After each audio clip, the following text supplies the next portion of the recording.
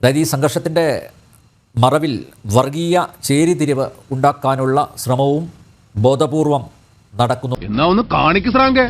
അധർമ്മികളെ ഇല്ലാതാക്കാൻ മഹാവിഷ്ണുവിന്റെ ദിവ്യായുധമായിരുന്ന സുദർശന ചക്രം ഉപയോഗിച്ച പാക് മിസൈലുകളെ നിർവീര്യവും നിഷ്പ്രഭവുമാക്കി ഭാരതം.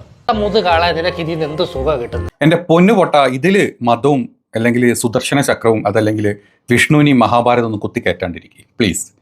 ഒരു ഇന്ത്യ പാകിസ്ഥാൻ യുദ്ധം അവിടെ നടക്കുന്നത്. ഇവിടെ ഹിന്ദു മുസ്ലിമിനെ കൊല്ല അതല്ലെങ്കിൽ മുസ്ലിം തിരിച്ച് ഹിന്ദുവിനെ കൊല്ല എന്നുള്ളതല്ല. ഒരു ബേസിക് ഒരു തിങ്കിങ് ഉണ്ടല്ലോ നമ്മുടെ, അത് കൊണ്ടുവരാൻ നോക്ക്. നീ ഇരിക്കുന്നത് മലൻ ചാനലാണ്, നീ മലമേ തുപ്പുള്ളൂ. എങ്കിലും ഞാൻ നിന്നോട് പറയാം, ഇവിടെ മതം ഒന്ന് കൊണ്ടുവരലടാ മോനെ. ഈ പറഞ്ഞ സുദർശന ചക്രം അല്ലെങ്കിൽ നമ്മുടെ ഇന്ത്യയുടെ ഈ ഒരു ഫോഴ്സ് നമുക്ക് കിട്ടിയിട്ട് 2018 റഷ്യ ഇത് ഉണ്ടാക്കിയത്. അതിന് വല്ല പിടുത്തം എനിക്കുണ്ടോ? റഷ്യ ഇത് സൈൻ ചെയ്തിട്ടാണ് ഒരു 4-5 സുദർശന ചക്രം നമ്മളിവിടെ കൊണ്ടുവന്നത്. റഷ്യയിൽ ഇതിൻ്റെ പേര് S-400 എന്നായിരുന്നു. അതായത് ഏറ്റവും നന്നായിട്ട് മിസൈൽസിനെ അല്ലെങ്കിൽ ഇങ്ങനത്തെ കാര്യങ്ങളെ തകർക്കാൻ പറ്റുന്ന ഒരു സിസ്റ്റം. അത് 2018 ഇന്ത്യ കൊണ്ടുവന്നത് 5.43 ബില്യൺ ഡീലായിരുന്നു.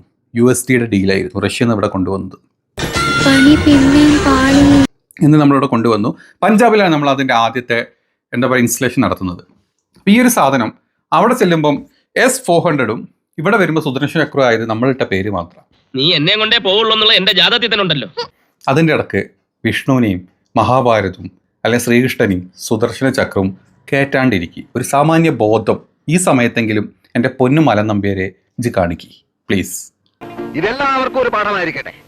കനലാട്ടത്തിന് സമയമായി. വേഗം വാ. നമ്മൾ മനുഷ്യ സ്നേഹികൾ, ലോക സമാധാനത്തിന് കാംക്ഷിക്കുന്ന നമ്മളെപ്പോലുള്ളവർ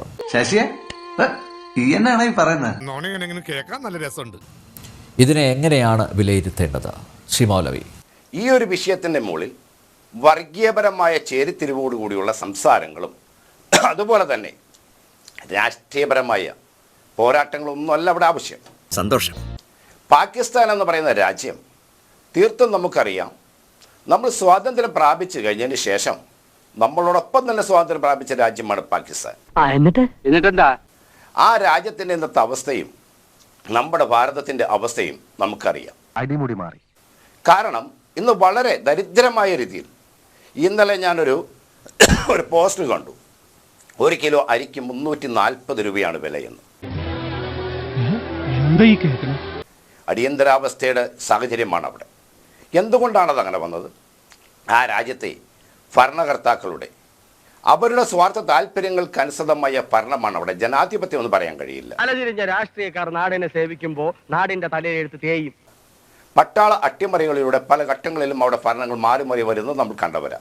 അങ്ങനെ ചില അബദ്ധങ്ങളൊക്കെ പറ്റി സാമ്പത്തികപരമായ രീതിയിൽ വളരെ പിന്നോക്കം നിൽക്കുന്ന ഒരു രാജ്യമായി പാകിസ്ഥാൻ അധപതിച്ചിട്ടുണ്ട് എന്നുള്ള കാര്യത്തിൽ യാതൊരു സംശയമില്ല. അറിയട്ടെ, അവൻ മഹാ തെമ്മാടിയാണെന്ന്. എന്താ വാസു അറിയട്ടെ? പാകിസ്ഥാനിൽ നിന്നും എന്നും എക്കാലവും നമ്മുടെ രാജ്യത്തിന് അവരുടെ ഭാഗത്തുനിന്ന് തീവ്രവാദവും എല്ലാ സമയവും നാം നേരിട്ടുകൊണ്ടിരിക്കുന്നവരാ. വിശുദ്ധ കഅബാലയം സ്ഥിതി ചെയ്യുന്ന സൗദി അറേബ്യ എന്ന് പറയുന്ന ആ മണ്ണിൽ നിന്ന് പോലും നമ്മുടെ പിറന്ന മണ്ണിനെതിരെ ഒരു അക്രമമുണ്ടായാൽ അല്ലെങ്കിൽ അവരുടെ ഭാഗത്ത് ഒരു പ്രതിഷേധമുണ്ടായാൽ നാം എന്ത് നിലപാട് സ്വീകരിക്കണമെന്നാണ് ന്യൂസത്തെ നമ്മളെല്ലാം പഠിപ്പിച്ചിട്ടുള്ളത്. നമ്മുടെ വേദഗ്രന്ഥങ്ങൾ, നമ്മുടെ മതഗ്രന്ഥങ്ങൾ എന്താണ് നമ്മളെ പഠിപ്പിക്കുന്നത്? പിറന്ന മണ്ണിനു വേണ്ടി ജീവത്യാഗം ചെയ്യുന്നത് ഷഹീദിന്റെ കൂലി എന്നല്ലേ പഠിപ്പിച്ചിട്ടുള്ളത്? അതെ. എന്തേ നമ്മൾ അങ്ങനെ പഠിക്കുന്നു? അപ്പോൾ പാകിസ്ഥാൻ നമുക്ക് വലുതാണോ? അല്ല.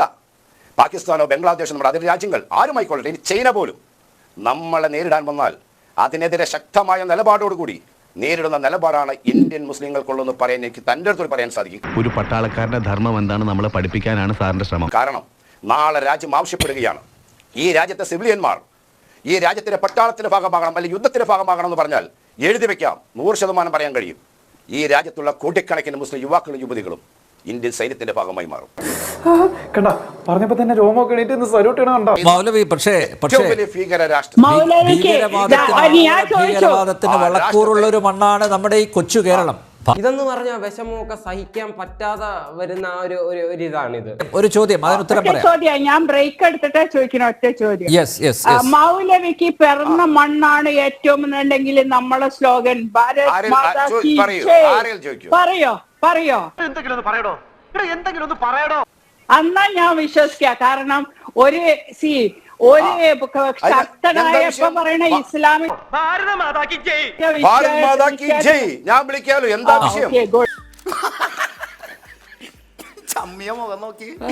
ഭാരത് മാതാ കീ ജയ്. ഭാരത് മാതാ കീ നുസ്രത്ത് ജഹാനെ തെറ്റി. ഭാരത് മാതാ കീ ജയ് ആർക്കും വിളിക്കാം, ആരും വിളിക്കും. ഇല്ല, പക്ഷേ വിളിക്കുന്നവരുടെ എണ്ണം കുറവാണ് ശ്രീ മൗലവി. ആരും വിളിക്കില്ല, വിളിക്കുന്നവരുടെ എണ്ണം കുറവാണ് ശ്രീ മൗലവി. നുസ്രത്ത് ജഹാനെ പോലെയുള്ളവരുടെ അറിവില്ലായ്മയാണ് ഇതിന് കാരണം. നിന്റെ മുഖത്ത് നോക്കി അറിയാം എനിക്ക്. പിന്നെ പുള്ളി അടുത്തോട്ട് ഇറങ്ങിയല്ലേ? ഒരു അറിവില്ലായ്മയല്ല അത്. കാരണം നിങ്ങൾ ഞാൻ പറയാ എന്തായാലും ഭാരത് മാതാ കീ ജയ് എന്ന് മൗലവി വിളിച്ചത് തന്നെ എന്റെ വിജയം. Thank you. ഭാരത് മാതാ കീ ജയ്. എന്താണ് നുസ്രത്ത് ഇത്തരത്തോളം വിവരമില്ലായ്മ സംസാരിക്കുന്നത്? അതായത് ഭാരത് മാതാ കീ ജയ് എന്ന് വിളിച്ചെന്ന് കരുതിയിട്ട് ഒരു മുസൽമാന്റെ ഇസ്സത്ത് നഷ്ടപ്പെടുന്നുണ്ടോ? എന്റെ വേളാങ്കണ്ണി മാതാവേ, ഇവന് കുറച്ചു ബുദ്ധി ഉണ്ടായിരുന്നെങ്കിൽ മന്ദബുദ്ധി എന്നെങ്കിലും വിളിക്കായിരുന്നു. അതും ഇല്ലാതായി. ഒരു മുസൽമാന്റെ ഈമാൻ നഷ്ടപ്പെടുന്നുണ്ടോ? എന്താണ് നുസ്രത്ത് ജഹാൻ ഇസ്ലാമിനെ കുറിച്ച് പഠിച്ചത്? എന്താണ് നുസ്രത്ത് ജഹാൻ ഇസ്ലാമിനെ കുറിച്ച് അറിയാവുന്നത്? ഒരു ചേട്ടന്റെ സ്ഥാനത്ത് നിന്ന് പറയുക, നീ ഇവിടുന്ന് ഇറങ്ങിക്കഴിഞ്ഞാൽ ഇമ്മീഡിയറ്റ് ആയിട്ട് ഒരു സൈക്കാട്രിസ്റ്റിനെ പോയി കാണണം. നിന്റെ ഭാവിക്ക് വേണ്ടിയാ. എന്താണ് ഇസ്ലാം എന്ന് നുസ്രത്ത് ജഹാൻ പഠിക്കുക? ഒരു ഭാരത് മാതയ്ക്ക് ചെയ്യല 100 എണ്ണം വിളിക്കാം, ഒന്നും സംഭവിക്കില്ല. അൽ ബഖറ സൂറത്തിലെ 2ാമത്തെ ആയത്തിൽ പറയുന്നു, ഞാൻ ഈ വിശുദ്ധ ഖുർആൻ നിങ്ങളെ ഗ്രന്ഥം കയ്യിൽ തരുന്നതിനോട് കൂടി തന്നെ ഇതിന്റെ മുമ്പും പിമ്പും വന്ന എല്ലാ ഗ്രന്ഥങ്ങളിലും വിശ്വസിക്കുന്നവനാവണം മുസ്ലിം. ഇനി വല്ല സംശയം ഉണ്ടെങ്കിൽ എന്നോട് ചോദിച്ചോളി. ആ മുസ്ലിമാണ് ഞാന്. ധൈര്യമായിട്ട് പറയൂ, എന്റെ രാഷ്ട്രമാണ്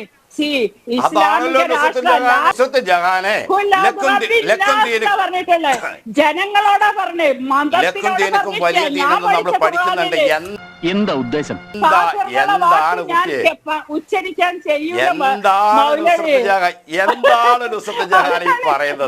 സ്വന്തം ഇഷ്ടത്തിന് തട്ടിവിടുന്ന നാക്കെടുത്താന്നുണേ പറയൂ.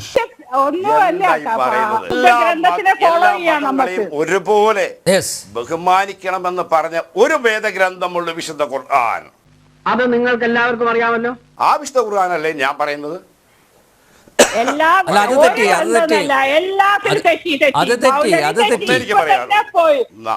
പാർവതി നീ പറയണത്? എത്രയോ വർഷങ്ങൾക്ക് മുമ്പ് പിന്നെ വേദങ്ങൾ കഴിഞ്ഞിട്ടാണ്. അതുകൊണ്ടാണ് ഖുർആനിന് പറഞ്ഞത്.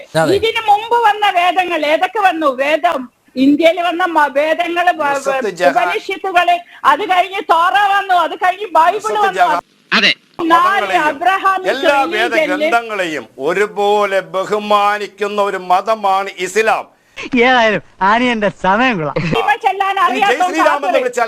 ഇസ്ലാമിൽ ഒന്നും സംഭവിക്കുന്നില്ല. ജയ്